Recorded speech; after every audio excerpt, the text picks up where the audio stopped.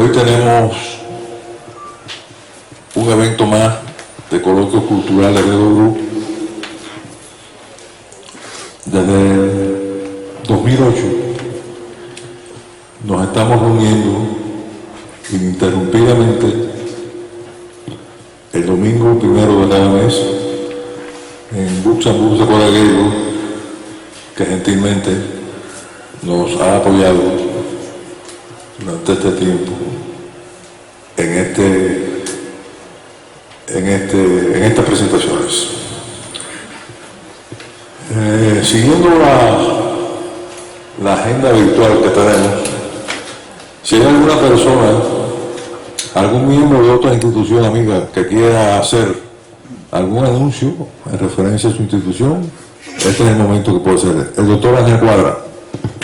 Bueno, el día 8, el sábado que viene, en la Biblioteca Pública de Coral Way y la 84, el PEN Club de Escritores Cubanos en el estudio presenta un libro del señor Colón, un libro muy interesante sobre cosas cubanas en general, hispanoamericanas.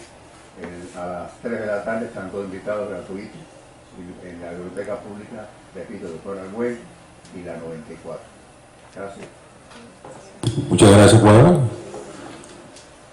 Bueno, tenemos aquí muchas personas distinguidas, todos ustedes, entre ellos el periodista venezolano hermano Toledo, que se encuentra presente. Doctor Ángel Cuadra, presidente del PEN Club en el exilio. La recitadora cubana, declamadora del exilio, Martina Bosch, en fin, todos ustedes a los que agradecemos profundamente su presencia. Estamos en un día lluvioso, tiempo a veces tradicional. Hoy tenemos el gusto, el placer de presentar a ustedes actualidades, vivencias y recuerdos a cargo de Teresa María Sanabria de Lozano y José Ramón Lozano Wilson, presidenta y director de Stimulus Art Foundation. Dejo en la voz de Teresa María la conducción de este acto. Gracias.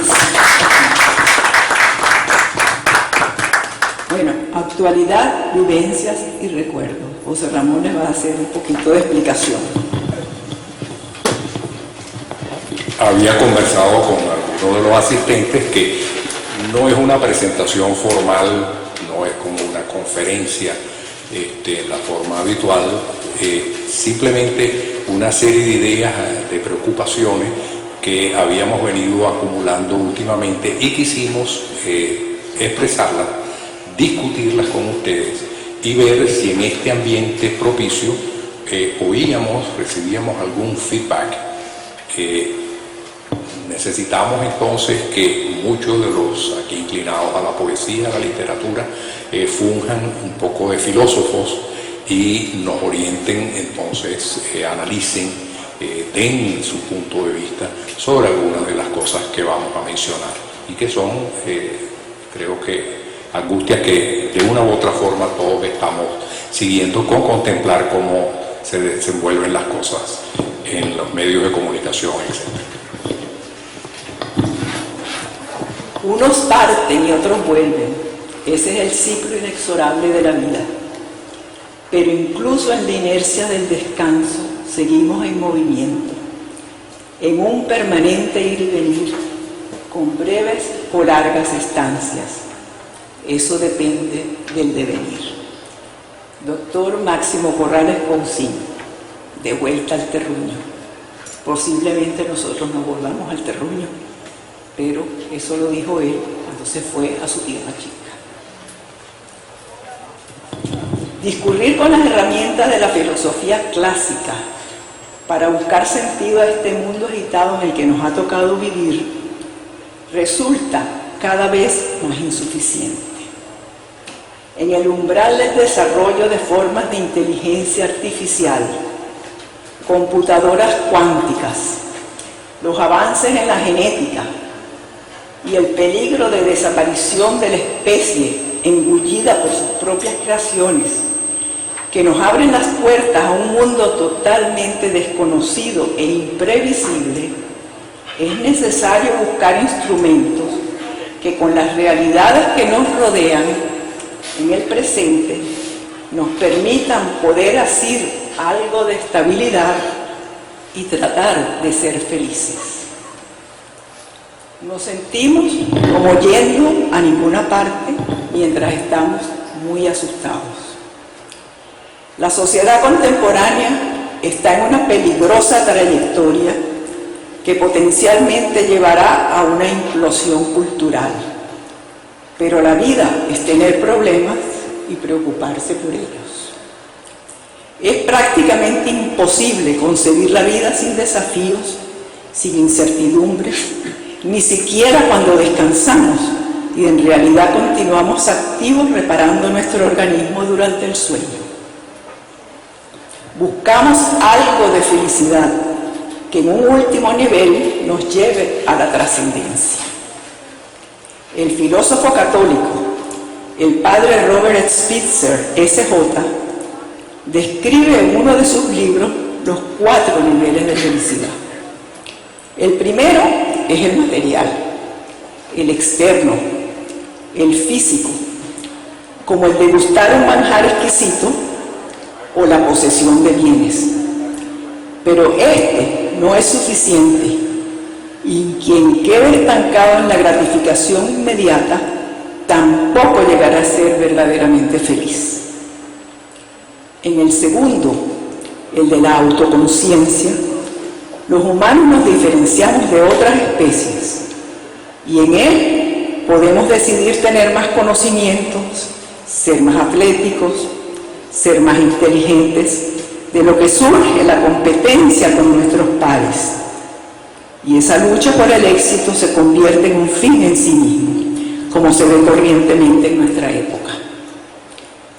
En el tercer nivel aparece la empatía y el deseo de aplicar los logros para ayudar a otros. En el momento en que nos salimos de nuestro ego, empezamos a trascender. Y en el cuarto nivel de conciencia, logra el ser humano experimentar la felicidad porque le permite encontrar el sentido de perfección a través de hacer las cosas bien, con honestidad y nobleza. Para algunos de los aquí presentes, que hemos acumulado no solo años, sino también vivencias muy intensas, nos invade en este siglo XXI una combinación de temor y desesperanza cuando vemos la realidad que nos rodea. Cuando tomamos algunos de nuestros libros de historia o ensayos que buscan afanosamente ese momento, esa década en que la humanidad fue mejor y no logramos ubicarla, es una salida estratégica definir para cada uno de qué querríamos estar rodeados en períodos atribulados en los que no termina de pasar nada. Se ha hablado de la construcción de jardines interiores como definición de todas aquellas cosas que nos aportan vivencias que fueron importantes para nosotros, aunque no hubieran sido solo a nivel individual. Pero no han de ser simplemente desvanes de objetos o imágenes que vemos con cariño. Este esfuerzo debe tener un propósito.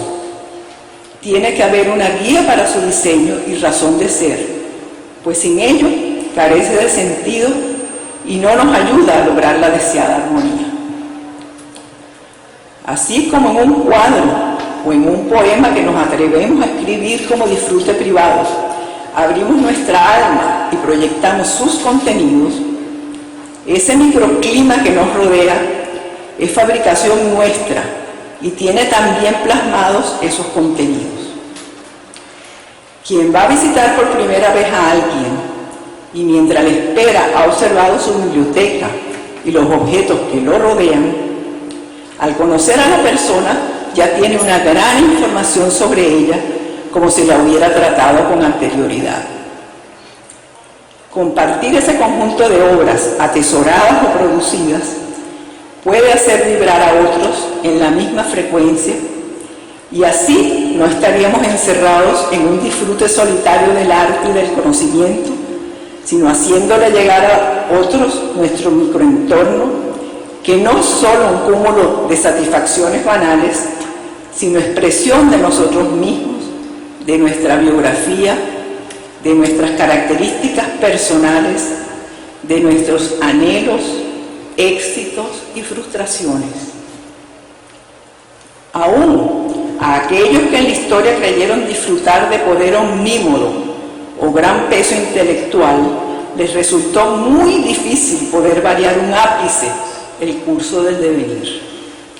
Esto genera temor, más aún cuando nuestra percepción del mundo es manejada por organizaciones diestras en todas las artes de la difusión o manipulación de los eventos durante 24 horas al día, todos los días. Nuestro ritmo circadiano ocurre al compás de noticiero tras noticiero, programa de opinión tras programa de opinión, bombardeo de información a través de las redes sociales, y al final no sabemos con certeza la veracidad y solidez de todo lo visto, escuchado o leído, lo que se suma a la zozobra. Ese primate pequeño que somos y que al inicio de los tiempos recorría las interminables llanuras perseguido por sus predadores, de cataclismo en cataclismo, reaccionaba en su organismo de manera similar a como lo hacemos sus descendientes dotados de inteligencia, la cual amplifica aún más la percepción, el análisis, el desasosiego. Claro que actualmente no enfrentamos las fauces de un predador, sino a una pantalla de televisor, teléfono, reloj o tableta conectada a las redes sociales. Lo que para nuestros padres y abuelos fue a lo mejor una casona colonial con amplios espacios y salones, se ha convertido para muchos de nosotros en los reducidos confines de un apartamento. ¿Qué dimensiones tendrán entonces esa biblioteca, esas obras de arte, ese jardín interior? Pues simplemente muy pequeñas.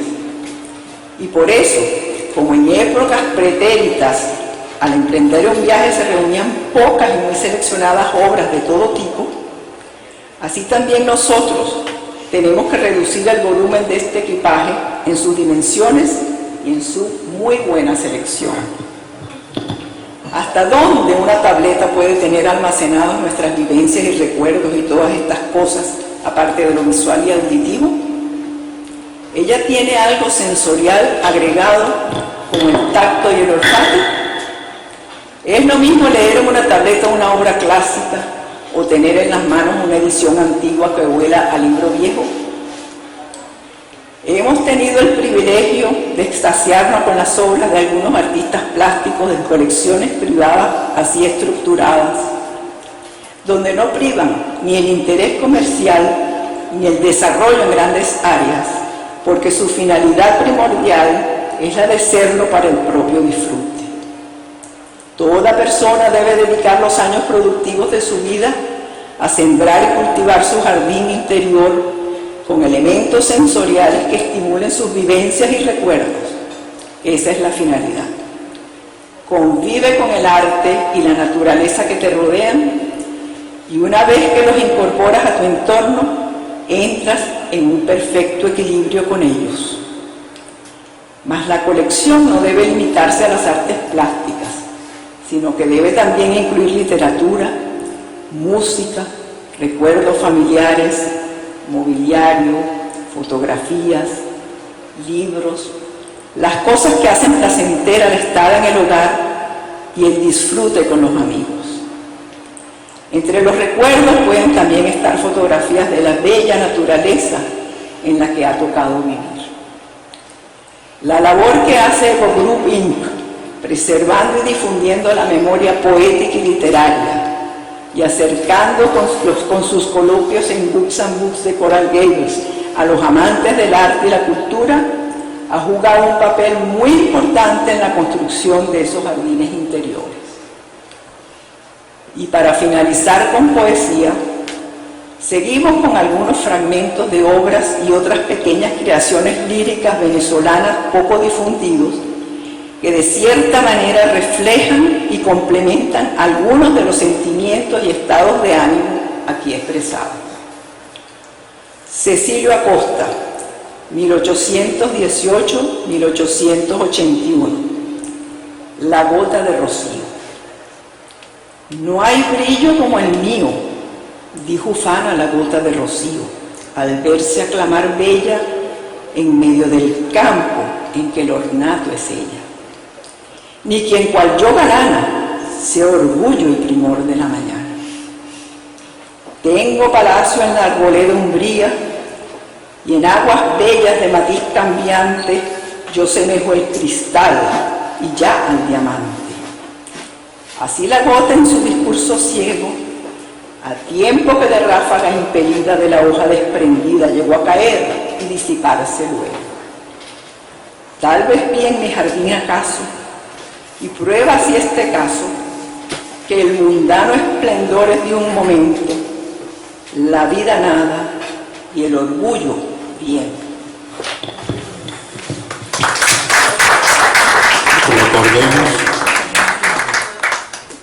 Recordemos que su primera edición antológica, al igual que la difusión de muchas de las obras de Cecilio Acosta, se debió a la revista del apóstol José Martí.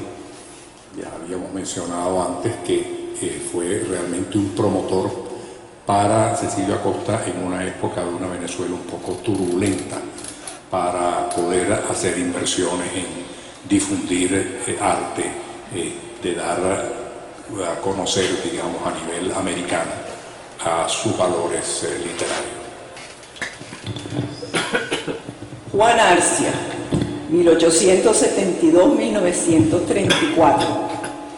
Días de lluvia, traducción de Longfellow, nada más apropiado que el día de hoy. El día es frío, triste y nebuloso. Llueve y el aire sopla sin reposo. Aún pendiente del muro está el sarmiento, pero sus hojas las arranca el viento y el día es frío, triste y nebuloso. Glacial es mi vivir y nebuloso. Llueve y el aire sopla sin reposo. Aún fija está mi mente en el pasado, pero mis ilusiones han volado y es mi día glacial y nebuloso. Cálmate, corazón, cese tu duelo. Aún brilla el sol tras el nuboso velo. Tu suerte a toda suerte es parecida. Días de lluvia tiene toda vida. Días debe tener de niebla y hielo. Juan Arcia, poeta del oriente venezolano, como ocurrió en toda su generación, se educaron en Trinidad, recibieron una formación literaria sólida de los autores ingleses y por eso siempre se ve la influencia de estos autores en mucho de lo que hacen y en sus traducciones. El otro comentario es que es tío abuelo de Teresa María. Hermano de mi abuela materna. Cruz Almerón Acosta, 1892-1929. Azul. Azul de aquella cumbre tan lejana hacia la cual mi pensamiento vuela, bajo la paz azul de la mañana, color que tantas cosas me revela. Azul que del azul del cielo emana y azul de este gran mar que me consuela, mientras diviso en él la ilusión vana de la visión del ala de una vela. Azul de los paisajes abrileños, triste azul de los líricos ensueños que me calman los íntimos hastíos. Solo me angustias cuando sufro antojos de besar el azul de aquellos ojos que nunca más contemplarán los míos.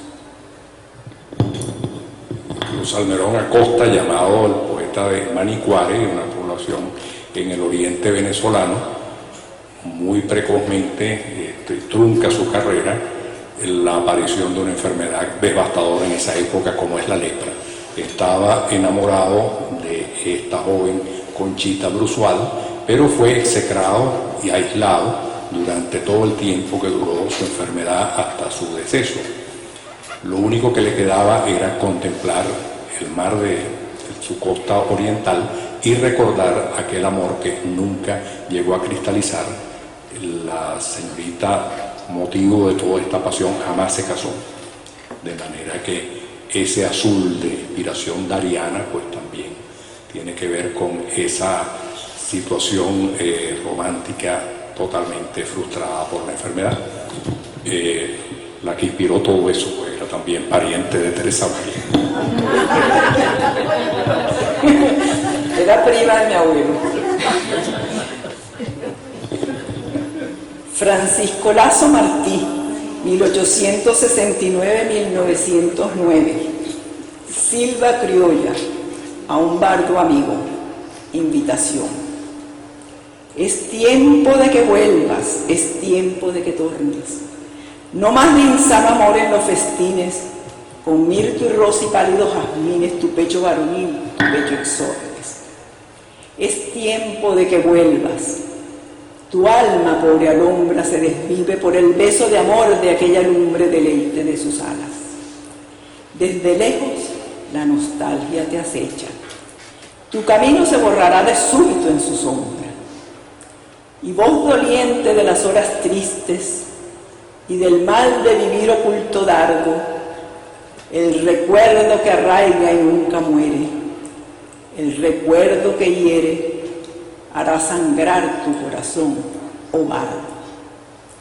No más de afanes de la corte humilles la altivez de tus instintos, ni turbe tus noches la armonía falaz visión de pórticos y plintos, y fúlgida terraza como el día. Deja que de los años la faena los palacios derrumbe, donde el placer es vórtice que atrae y deslumbrada la virtud sucumbe. Ven de nuevo a tus pampas, abandona el brumoso horizonte que de apiñadas cumbres se corona. Lejos del ígneo monte, ven a colgar tu tienda, ven, felices. Ven a dormir en calma tus quebrantos, y como el sol de la desierta zona, en viva inspiración ardan tus cantos. Es tiempo de que vuelvas. Sin mancilla te aguarda el viejo amor. Viva te espera del culto del hogar la fe sencilla. Se fue la primavera, ruge amenazador trueno lejano, y de soles nublados agorero, la cenicienta garza del verano tañe al pasar su canto plañidero. Poeta del llano venezolano, de una población llamada Calabozo. Su casa natal es el Ateneo de la ciudad hoy en día, y es de los que inician el retorno al terruño y a volver otra vez a reducir después de todos sus viajes, aprendizaje, el logro de todas sus obras, etc., regresa al terruño otra vez con el concepto pues, que hemos dicho de volver otra vez y reunirse con las cosas que son realmente esenciales. Pedro José Coronado, Esperanza.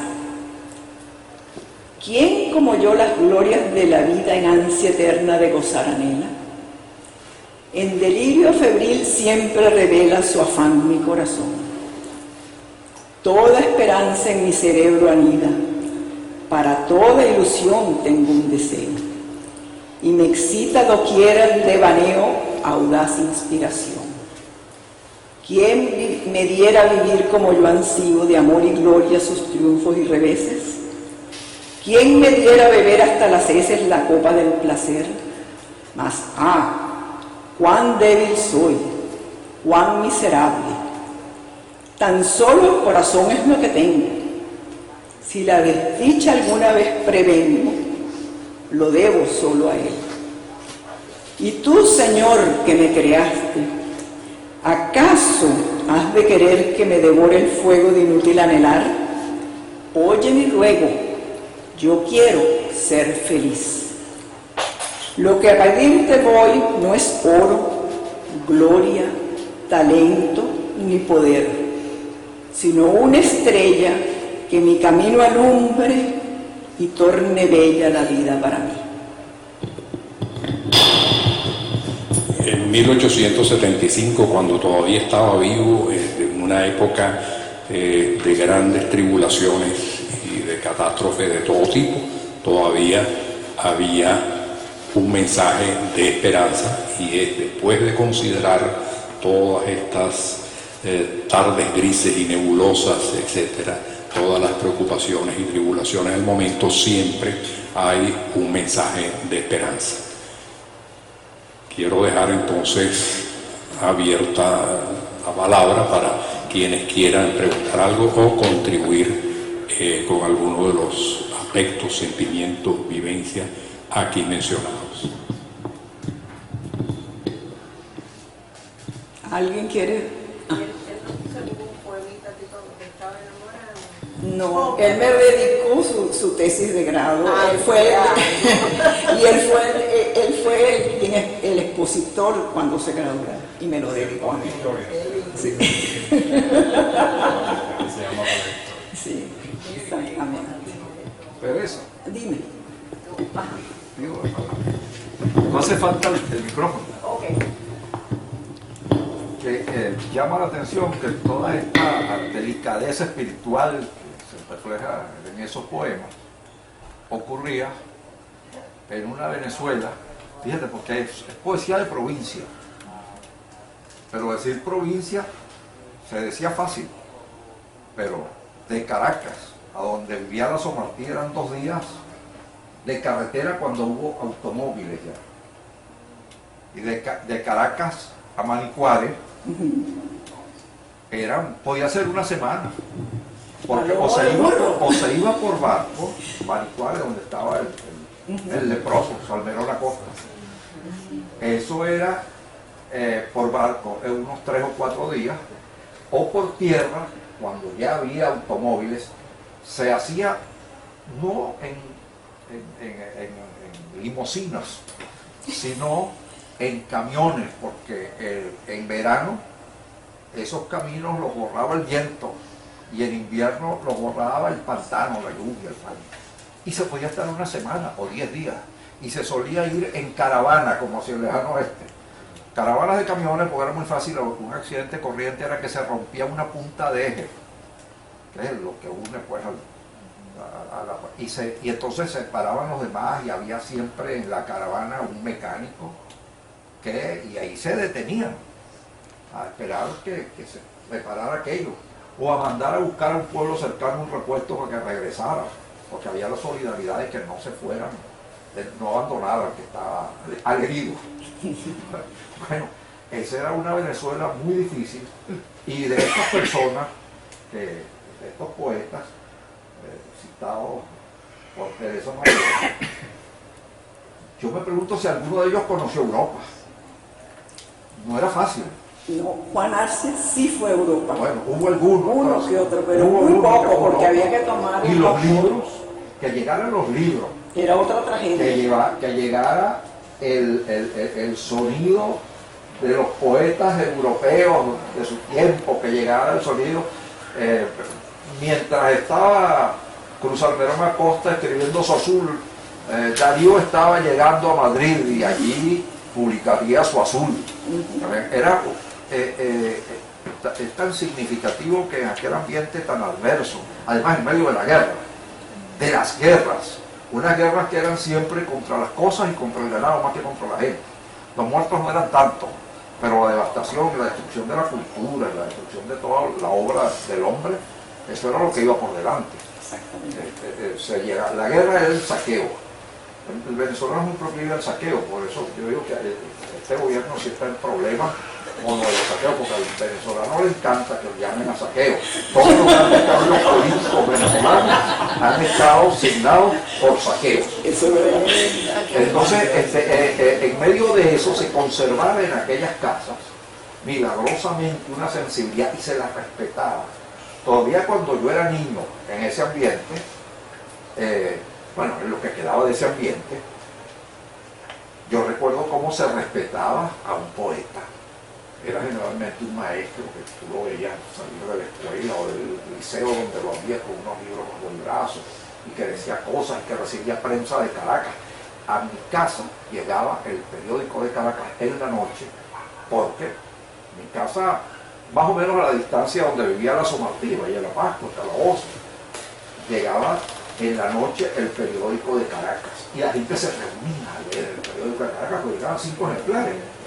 Y entonces el círculo de intelectuales lo formaban 2 o 3 maestros, no había liceo entonces allá, había solo educación primaria, 2 o 3 maestros, el boticario, el telegrafista, mi papá que era el dueño del hotel, que era un hombre de libros, y en mi casa había libros, yo lo recuerdo, cómo se respetaban los libros, cómo se les cuidaba, porque eran muy difíciles de conseguir. El agente viajero, el viajante de comercio, ese era un personaje porque a él se le pedía, búscame en la librería tal libro que leí, que salió en Caracas, que se publicó, salió en el periódico. Y entonces aquel traía el pedido dentro de 2 meses, porque él iba por todas esas poblaciones, regresaba a Caracas, a los 2 meses el viajero, el agente viajero llegaba con el libro, y la llegada del libro era un acontecimiento al pueblo. Ciertamente. Porcentualmente, hoy no hay cultura si se lo compara con aquella cultura heroica que se sostenía en aquellas condiciones tan adversas en los pueblos donde vivieron, donde pasaron su vida los poetas que Teresa María nos ha hecho bien.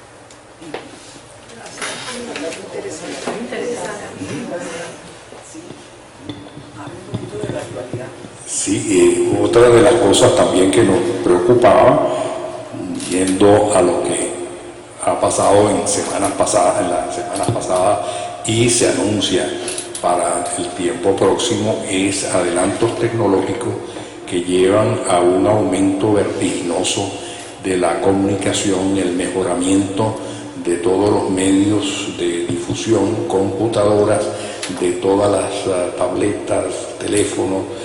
Se ha llegado ya a el freno que había con la famosa ley de Moore de que no se iba a poder aumentar exageradamente la velocidad de las computadoras por el factor de grosor de los microprocesadores. No hay ningún problema, se llevó a un nivel ínfimo. Las computadoras estarán entonces sin generar mucho calor, procesando datos a una velocidad prácticamente astronómica. Y todo eso va a incidir en la cultura, todo eso nos va a afectar directamente, porque no es algo que nos va a preocupar dentro de 50 años, no vamos a estar ahí para verlo, es algo que va a ser de dentro de 3, 4, 5 años, vamos a estar enfrentando todo este cambio en las reglas de juego. ¿Qué pasará? No sé, pregunto a los poetas, ¿se reducirá la poesía como los haiku japoneses a lo que quepa en Twitter? Unas cuantas oraciones y punto, e impregnarlas de un gran contenido zen para que aquello signifique algo muy profundo, muy importante, pero es preocupante cómo se ha ido reduciendo todo, cómo se ha ido golpeando el idioma, cómo se ha ido empobreciendo también el idioma en todos estos medios. Se ha ganado velocidad, se ha ganado conectividad y sin embargo se ha desconectado. El mensaje se ha hecho cada vez más simple, cada vez más desposeído, ya no digamos de belleza, incluso de sentido.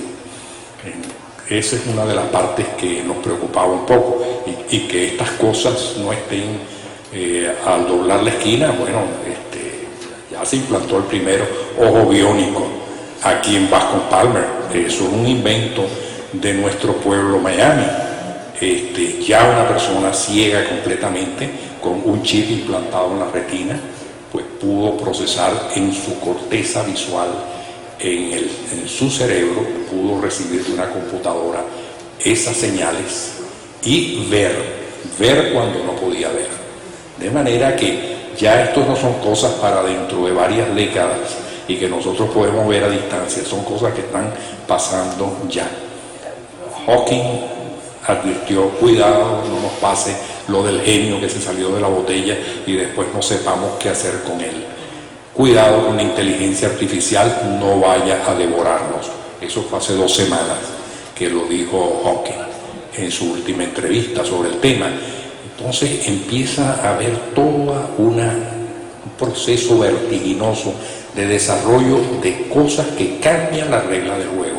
No solo eso, el entramado, el andamiaje nuestro conceptual, principios, todo, valores, puede en un momento dado verse sacudido por lo que está ocurriendo. Tenemos que irnos preparando. Y una cosa que siempre me llamó la atención, una comentario sobre esto incluso de Ángel Cuadra, que una vez comentaba, nadie se gradúa de poeta, decías tú una vez. No existen esos estudios, ni esa carrera, ni una maestría. Simplemente uno tiene la poesía dentro, uno la expresa, uno la depura, y uno se hace poeta. Y en la misma forma el poeta ve lo que los demás no ven. El poeta analiza, ve ciertos detalles que para el común de la gente pasaron inadvertidos. Y el que pone el dedo en la llaga, el que señala las cosas, es precisamente el poeta, que es, digamos, parte de nuestros filósofos en los momentos que estamos viviendo.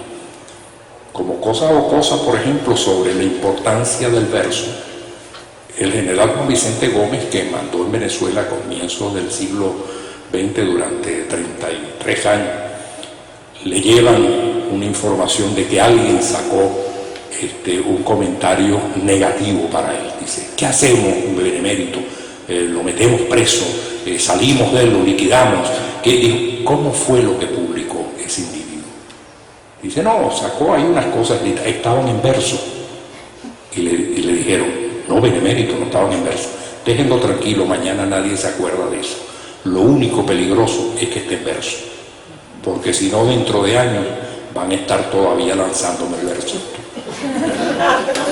Ese es el poder, incluso hasta en la política y en la historia de muchos poetas. Es decir, se les temía a esa agudeza, a esa capacidad de penetrar dentro de los fenómenos y sacar todo un análisis de aquello.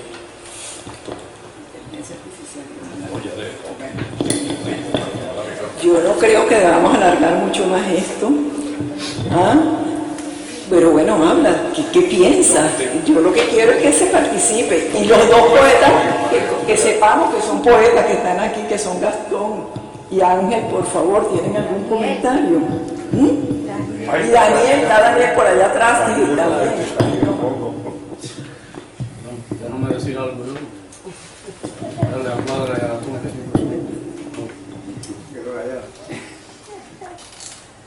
Yo pienso que el problema del desarrollo científico y en general de todos los aspectos de la sociedad siempre ha traído consigo peligro. Eso ha ocurrido en muchos siglos atrás y va a seguir ocurriendo, y es bueno que haya personalidades que alerten el peligro que corremos.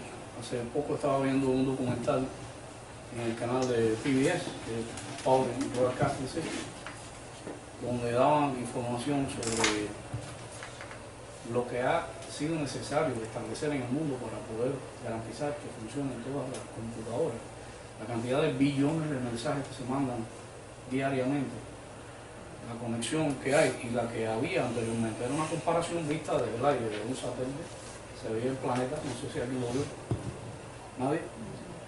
Se perdieron algo increíble. Es la historia de la humanidad, todo el desarrollo de la comunicación desde los tiempos antiguos, pero visto con imágenes de satélite, donde eran las áreas donde se desarrollaba todo eso. El primer cable que se tiró para conectar por debajo del mar, que fue un logro tremendo porque las noticias demoraban varios días. Él dice que los periódicos de Caracas llegaban por la noche y se reunían, eran 5 ejemplares para leerlo, estaban desinformados en ese lugar, es la realidad. Sin embargo, el mes pasado nosotros tuvimos fotografías de Plutón y todo el mundo la ve. Es decir, esas son las partes necesarias e inevitables, porque el mundo va a seguir avanzando. La contrapartida es el peligro que siempre ha existido. Cuando se descubrió el uso de la energía atómica, fue igual, primera vez que el hombre tenía en sus manos el poder de autodestruirse. Y decía, bueno, afortunadamente, después de las bombas esas que se lanzaron durante la Segunda Guerra Mundial, han pasado más de 70 años y ninguna otra bomba agresiva ha sido tirada. Ha sido prueba de decir que alguna lección hay, aunque el peligro existe. No es cómo controlarlo. Ahora, esa misma energía se usa para salvar vidas, se usa en los hospitales, y lo que hay que saber cómo se dice torcerle la cola al dragón. Precisamente con eso que acabas de decir, con los avances neurológicos en investigación y todas esas cosas son impresionantes. Y han hecho que el robot ya hoy en día también huela y sienta. ¿Sí? Pero está el otro peligro gravísimo, es la extinción de nuestra especie, porque nosotros terminamos siendo nada más que información, entonces, más va a nada. existir. Pero desde el punto de vista de la poesía, que era lo que ustedes hablaban, esa poesía bucólica, bella, pausada, lenta, es casi que imposible hoy, con la cantidad de energía que ponemos en cada cosa, en cada momento. Entonces, está surgiendo un nuevo tipo de poesía. Un nuevo tipo de poesía, nos gusta, donde se utilizan todas esas cosas. Y les voy a poner un ejemplo, porque esto me ocurrió a mí hace 3 años. Por coincidencia había una muchacha que era amiga de una amiga mía y leyó los libros de poesía que yo había publicado y le gustaron algunas poesías y me invitó a que fuera a la Universidad de Miami a decir poesía allí junto con algunos poetas. Cuando yo llegué, me invitaron, creo que porque yo uso como seudónimo de profe, y había uno allí que era Da Profe, el otro Da no sé qué, y cuando llegué allí eran todos raperos. Me sentí tan... Yo estaba sentado en la mesa, ¿saben? Primero, y aquel, yo sí estuve. Era un rap reído. Y el otro segundo igual. Cuando llegué yo a leer poesía de hace 40 años, me sentí fuera del lugar completamente. Entonces, no sabía qué hacer, pero me sentía apenado allí. En vez de sentirme orgulloso de que estaba haciendo ese tipo de poesía, sentí que no estaba con el avance de los tiempos. La próxima vez voy a escribir un rap. 2 o 3, yo creo que eso es lo que hasta lo puedo hacer para no vivir en eso. Pero la idea fundamental es que, junto con ese tipo de evolución, con ese tipo de peligros, hay que mantener siempre un aspecto optimista y positivo. Lo que hay es que estar alerta, obviamente, porque el peligro existe, y aceptar la evolución e irla incorporando dentro de todo eso sin ignorar nunca los grandes maestros que fueron los que abrieron el camino. Yo, en mis alumnos, porque yo soy maestro, como ustedes conocen, cuando yo les enseño algo, les digo, todo en la vida debe estudiarse desde el punto de vista histórico. Cualquier cosa, matemática, medicina, poesía. Usted tiene que conocer primero lo que existió antes, cómo nació eso, cómo surgió, cómo evolucionó, dónde estás ahora, y entonces vas a ser capaz de crear. Pero si quieren nada más de ahora ya salir, eso es un caso que sí que se dan, que existen dotados que salen directo, ¿no? Pero en general eso es lo importante. Por eso hablamos de las vivencias y los recuerdos. Precisamente, esa es la relación del título de esta conferencia, que mucha gente me llamó a preguntarme, ¿de qué van a hablar? ¿Qué es lo que van a decir? Por supuesto nos quedamos mudos, no les dijimos nada, porque queríamos conversar aquí sobre todas estas cosas, intercambiar opiniones.